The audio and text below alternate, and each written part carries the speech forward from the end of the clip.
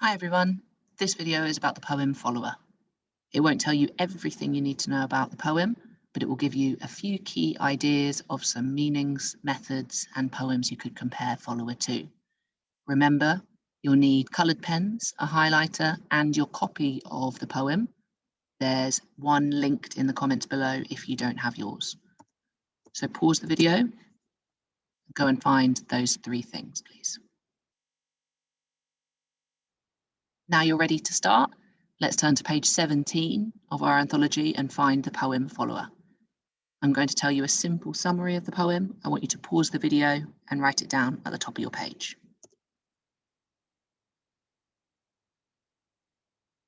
So in Follower, the speaker admiringly looks back at how he used to respect his father, but also how he made him feel inadequate, not good enough.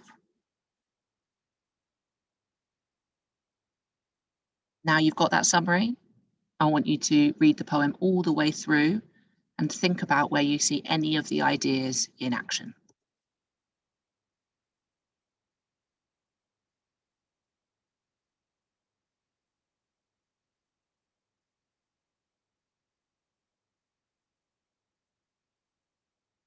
Okay, now we're going to go through the poem section by section and make a few notes. So at the start of the poem, we know that the father is a farmer who is ploughing the land. The speaker says he works with a horse plough and he compares him to a specific type of transport. Have a look in the first stanza and highlight or underline the line that compares the father to a specific type of transport. Yep, you might have found this line, his shoulders globed like a full sail strung. That is nautical imagery, so a comparison between the father and a boat. And it shows the father is a really strong, powerful farmer who is able to move through the land with ease. So pause the video and make that annotation.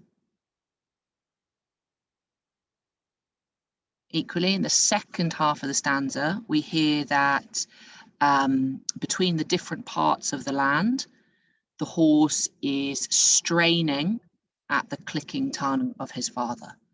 So the clicking tongue is just the dad giving instructions to the horse or controlling it. But that image of the horse following his command shows the father's skill and authority. The horse is doing exactly what it's told. So pause the video and make those annotations.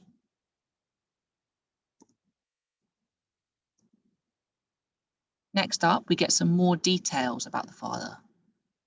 2 words at the start of the poem. I want you to highlight, or start of the stanza. I want you to highlight or underline those 2 words. So those 2 words, "an expert," are really important. It's what we call a minor sentence. He doesn't say he is an expert. It just uses those 2 words, "an expert," to really draw our attention to this quality of the father, that he is not just an average farmer, not just a good farmer, he's an expert. That means he's really knowledgeable, he really knows what he's doing. That minor sentence conveys the speaker's respect for his father, maybe a bit of jealousy. Maybe the tone there is slightly envious or slightly sarcastic. He goes on to describe how the father, would fit and set the plough in place, and that as he ploughed over the sod, which just means the soil or the earth, it would roll over without breaking. Now, this image of the sod not breaking as it's ploughed is an important one. It's an adverbial phrase, so it describes how the father is tilling the land, but it suggests the father tends to the land really effortlessly. He doesn't cause any damage, he doesn't disturb nature, and maybe this contrasts with the sun. Maybe the son, the speaker, has included this detail because he feels less skillful as a farmer. He feels slightly jealous of his father's abilities. Pause the video, make those annotations. You'll notice that between lines 5 and 10, the stanzas flow into each other. So in this stanza here, we get information about the father ploughing the land. And then in the next stanza, we get information about how he is moving across the land. You'll notice that this line flows into the next one. There's no punctuation here.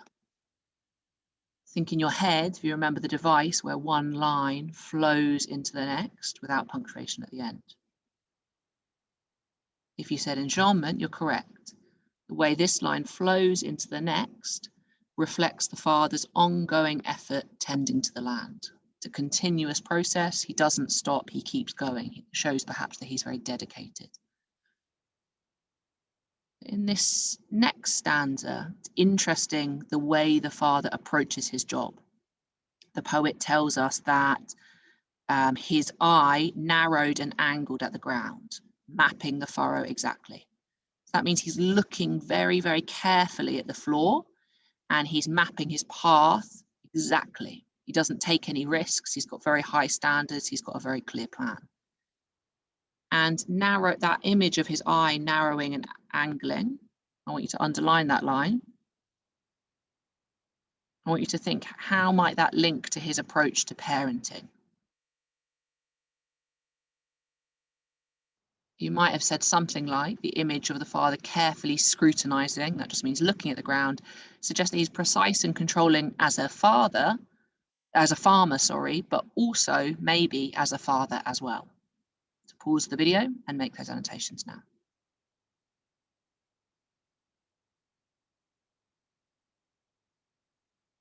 In the next stanza, the speaker introduces himself into the memory. He describes himself as a child, we can assume, stumbling in his hobnailed wake. So that just means behind the horse. Now, this word stumbled is important. He doesn't say I walked behind his hobnailed wake. He doesn't say I skipped or I ran or I followed. Instead, he says stumbled. That verb is important because it emphasizes that the child was quite clumsy and a bit of a nuisance. If he's stumbling along, it means he's not keeping up. He's not offering any help. He's just falling over and needs to be looked after. The father is clearly quite caring, even if he is busy at work, because have a look at the second half of the stanza and think in your head, what does the dad do after the child stumbles and then falls? Yep, if you said that he carries him on his shoulders or on his back, this line here, rode me on his back, then you were right. That image of the father carrying the child on his back or his shoulders illustrates that care and support he shows his child. Even if he is a nuisance, he is taking care of him. But the end of the poem has an interesting role reversal. It says, I wanted to grow up and plough, to close one eye, stiffen my arm. All I ever did was follow in his broad shadow around the farm. This phrase, in his broad shadow around the farm, is an interesting one. To be in someone's shadow means that you're not in the spotlight. It possibly shows he was a bit overlooked and unable to live up to his father's standards. And that introduces the role reversal, because as the son grows up, the father gets older. And perhaps there's a slightly regretful tone that the speaker is conveying in this line. I wanted, that's past tense. Perhaps he's slightly regretful that he wasn't able to follow in his father's footsteps, or that he wanted to copy his father instead of finding his own path. So pause the video and make those annotations.